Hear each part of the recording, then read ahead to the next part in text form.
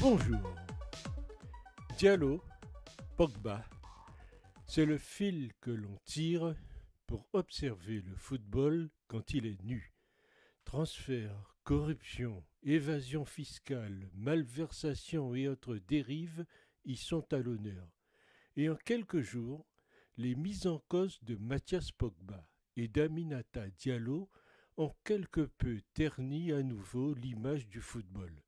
Elles font surtout ressortir les liaisons dangereuses qu'entretiennent certains joueurs et certaines joueuses dans un milieu parfois en lien avec la délinquance.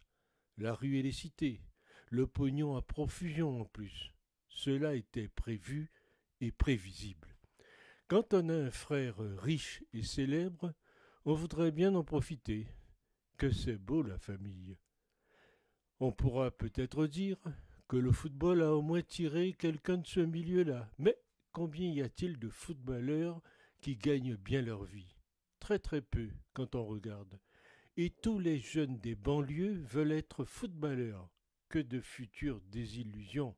C'est la planète des songes, la preuve. Ton petit frère réussit et est généreux avec toi en plus. Et au lieu de le préserver, le protéger et prier pour lui, tu veux le berner, le voler et le rouler dans la boue. Ton propre frère qui te met à l'amende. Cela relève du grand banditisme, cette embrouille. Le problème vient d'ailleurs plus de la culture du pognon facile de certaines banlieues. Trop souvent, ils vivent mieux que moi, mais quand même faire du deal, parce qu'ils n'ont pas le choix selon eux, on a toujours le choix. Si les racailles pouvaient réfléchir avant d'agir, les prisons ne seraient pas pleines à craquer.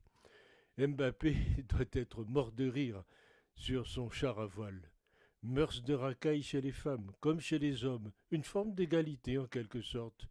Et d'ailleurs, qu'en dit l'équipe de télévision, chaîne sur laquelle Mathias Pogba était consultant? Pour Aminata Diallo, nous avons été impressionnés par son niveau de détestation d'Amraoui. Ça va forcément au-delà des histoires de cul, car pour vouloir lui briser ses jambes, sa carrière et a priori vouloir remettre le couvert, c'est une histoire à dormir debout.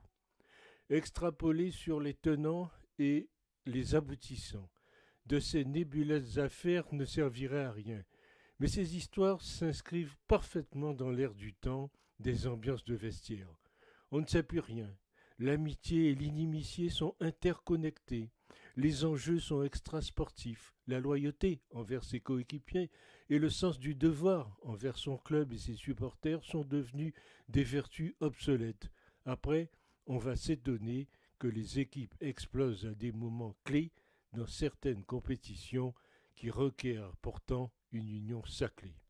Bel exemple pour la jeunesse. C'est bizarre. On n'a jamais racketté un joueur de tennis, un footeux de haut statut, friqué, a de nombreux amis, des collaborateurs, qui lui facilitent la vie et il faut les rétribuer pour les services rendus. Et parfois, ils sont très très exigeants. C'est ça la rançon de la gloire. À Mathias, il ne lui reste plus qu'à faire appel à un sorcier, grand maître internationalement reconnu pour ses pouvoirs de synchronisation libératrice, pour faire lever son incarcération et le laver de tout soupçon. Mais en aura-t-il les moyens? À demain!